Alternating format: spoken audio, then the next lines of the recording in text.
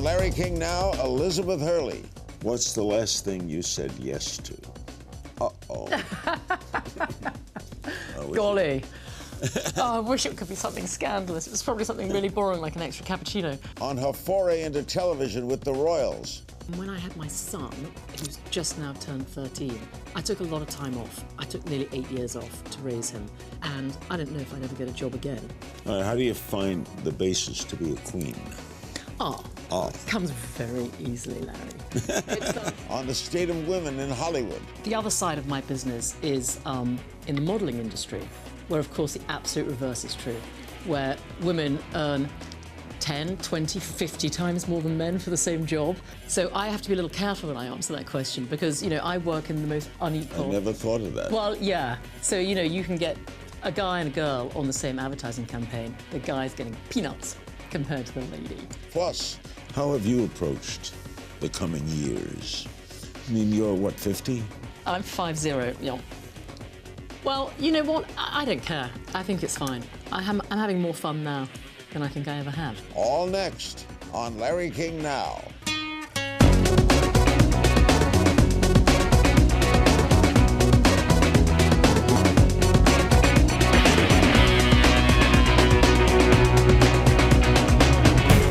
Welcome to Larry King Now, and my special guest is the delightful Elizabeth Hurley, actress, model, and beachwear designer. You know her from Austin Powers, Bedazzled, and is the longtime face of Estee Lauder. Liz stars as Queen Helena in The Royals, E's first foray into scripted content. It's now in its second season. The Royals airs Sundays at 10 p.m., 9 Central. What took you to television? Well, it was interesting. I'd only really done movies, and then when I had my son, who's just now turned 13, I took a lot of time off. I took nearly 8 years off to raise him, because I sort of made a decision that I didn't want him to be living out of a suitcase with me and being educated in my trailer. So I took all that time off, and I don't know if I'd ever get a job again, to be quite honest, 'cause it's a lot of time to take off, you know, in your sort of mid to late 30s. And then when I said I was ready to go back to work when he was about 8, I was very lucky, and I got a season on Gossip Girl, which was, you know, a fabulous series for teenage girls, basically. And then straight after that came The Royals. So it was a massive penny from heaven, unexpected. And, you know, we just finished season 2, which is going to premiere this Sunday. And it's been hysterical. It's been a great way to get back into the business, and I feel very lucky that I got it. How do you find the basis to be a queen? Comes very easily, Larry. It's, you know, this is a totally fictitious take on a British royal family. It's nothing to do with reality at all. Within 30 seconds of watching it, you realise it's like, you know, Dynasty.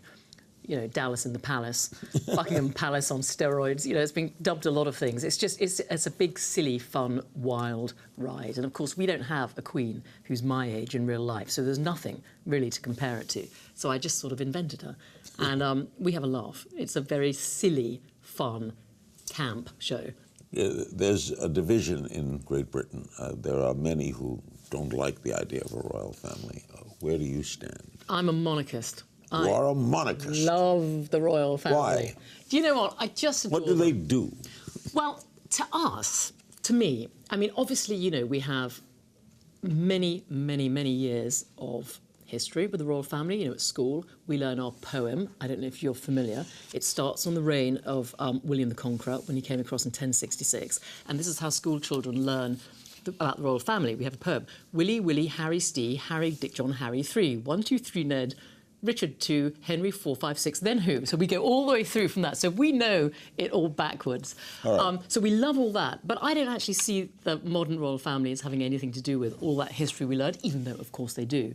To me, they're just like our big, glamorous, privileged celebrity family. And that's how I see them, and what's not to love? It's heaven. And they get to ride in coaches, they have crowns, they hold orbs, for goodness sake. It's heaven. What's not to love? I love it. Oh, by the way, you're on E. We're on E, their first scripted drama. The same as the Kardashians. Yes. Does that give you pause? Well, you know, it was interesting because when my agents called and said, you know, there is a TV show we think you're going to love. They'd love you to play the lead. I said, what is it? They said, it's about a fictitious royal family. You'll be the Queen. And I said, who's it for? And they said, E. And I said, E? it's only reality TV and fashion and kind of fabulous celebrity stuff, isn't it? And they said, well, it's their first scripted. And so, you know, I paused for thought to think about it. And then actually I realised it was sort of fascinating because the audience that loves our show loves those kind of shows. They love celebrity and fame, and that's really what this show is about as well. So it seemed like a very good fit, and because it was their first scripted drama, they've been really, really supportive and behind it. And my friend Joan Collins plays your mother. She does play my mum. My God, Joan Collins is a mother of a middle-aged woman. Well, you know, we tried to work together years ago, and we were often going to be cast as mother and daughter, and it never worked for some reason. In the end, she said, you better hurry up, because you're looking much too old to be my daughter now. I'm like, thanks, Joan. But here we are now, and she is playing the Grand Duchess of Oxfordshire. That's an invented title. There are no Grand Duchesses. And she's phenomenal in it. She has a big part in season 2, and she's the best thing we could have had. I just love playing with her. I can't think of anyone I'd prefer to be my mummy. Have you been with her since she lost Jackie? I haven't seen her since then. I've spoken to her. And I was with Jackie a week before she died. Did you know she was sick? No. No.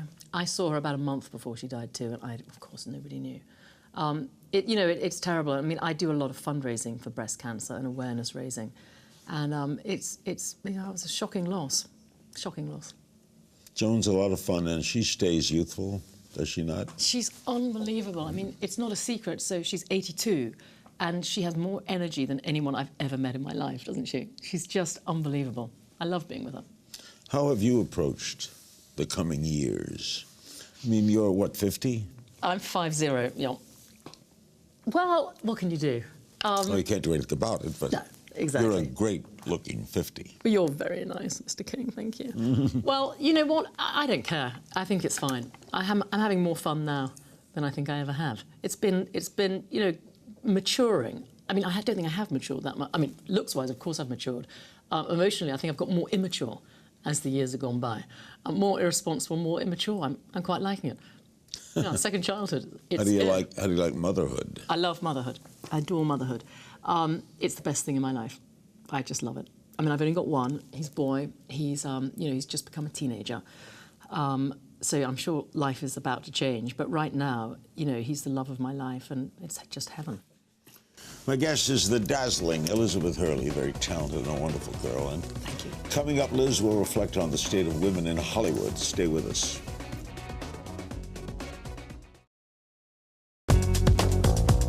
We're back with Elizabeth Hurley. She stars in The Royals on E! Tell me about the swimwear line. How did you come to that? Well, it's interesting.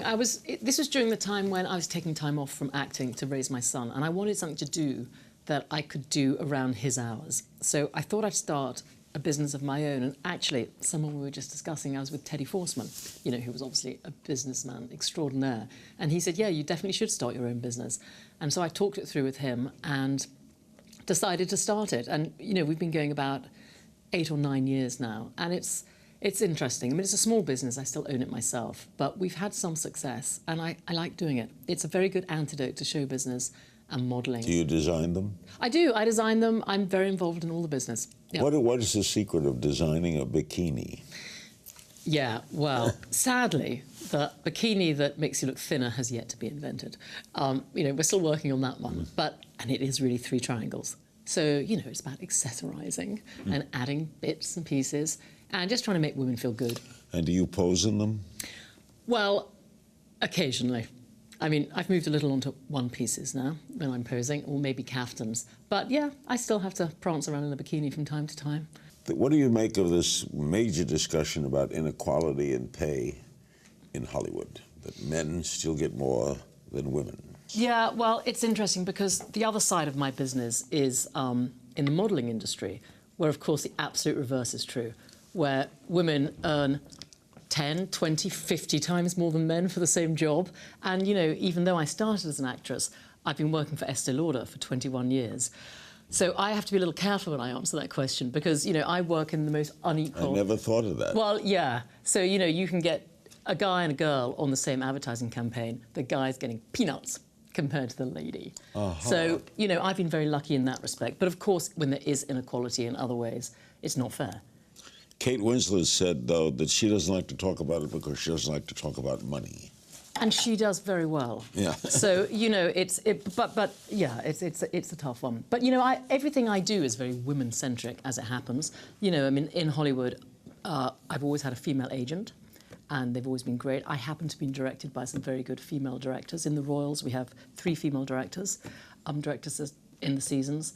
I did a movie with Catherine Bigelow, who won an Oscar for Hurt Lock-Up. She directed me in the movie. Yeah, I mean, I've been very lucky that I've worked with women, and personally, I normally employ women myself. So it really has not affected. I've been lucky. You. And of course, I have a lot of sympathy for people who've been affected adversely by that. All right, tell me about your involvement with breast cancer. Well, when I first started to work for Estee Lauder 21 years ago, Evelyn Lauder, who is Estee Lauder's daughter-in-law, came and asked me if I'd help her with something, with a new foundation she just started. And I said, sure, what is it? And she said, well, women all over the world are dying of breast cancer and nobody's talking about it, and I want to change that. Will you help? And I said, of course I'd help. And that was the time when there was no pink ribbon. There was no Breast Cancer Awareness Month. There was really absolutely nothing at all. No, it's worldwide. Well, that's just it. She co-invented the pink ribbon with the with the then editor of Self magazine, Alexandra Penny. And obviously now, it's all over the world. We all know about breast cancer, but we really didn't at that time. There were no magazine covers talking about breast cancer. No one was making products to sell to benefit breast cancer. It was a different world. You're not supposed to talk about it. Right? It was whispered about, and that really struck a chord with me because my grandmother had recently died of breast cancer, and she too didn't talk about it. She found a lump herself. She didn't tell anyone. Finally, she went to the doctor when she was in too much pain, but by then the tumour was too big. And we know now that, if breast cancer is detected early, you stand an extremely good chance of survival. But if you find it late, the odds are not good. What do you make of Angelina Jolie, who decided to have a double mastectomy as a prevention? Well, she carried the BRCA gene, which is a different thing. Only a very small percentage of people carry that gene. But if you do, and 2 girlfriends of mine also had that gene, and once they'd had their babies, they too had a double mastectomy and a hysterectomy. To lose the ovaries at the same time. Well, I commend anyone that talks about something they're going through. I mean, I think obviously it's a personal choice, and we were referring to Jackie Collins earlier, who also had breast cancer and didn't tell people. So obviously people deal with these things in different ways. But part of our programme actually has been to encourage women to talk when they have something, so that they get the full support of their friends, family, and community. I know it's rare, but men can get it too. 1 in 100 breast cancers are found in men, yeah. Now, the American Cancer Society says wait for your mastectomy till you're 45. For your mammogram. Mammogram, rather than 40. What would be the difference? And what is the concern? Well, it's a controversial subject, and myself and the doctors I speak to recommend that women do have their first mammogram at 40. And continue to do so. They can detect cancers very early now. So why not earlier the better? Why not do it at 30? I've read an argument where they say that sometimes they can have a false reading on a mammogram and this is traumatic for the woman. Well, I think it's more traumatic to have an undetected breast tumour myself. I would personally recommend that people have mammograms from 40 and start to check their own breasts from puberty. For my 40th birthday, Evelyn Lauder gave me my first mammogram, and she made me promise to have one every year, which I have. Up next, Elizabeth on the men in her life, her son, and Elton John and Hugh Grant, plus we play a game of If You Only Knew. Elizabeth Hurley, the star of the Royals. We'll be right back. We're back with the wonderful Elizabeth Hurley. She stars in the Royals on E! The friendship with Elton John, how long has that been? I think nearly 20 years I met Elton for the first time. He's a great guy. He's a great guy. He's a phenomenal fundraiser for all sorts of causes, obviously his AIDS Foundation being the most prominent. He's a very kind man, very loyal friend, godfather to my son, and a true friend in need. And Hugh Grant? My best friend of, oh gosh, it's a long time, 28 years. We met in 1987.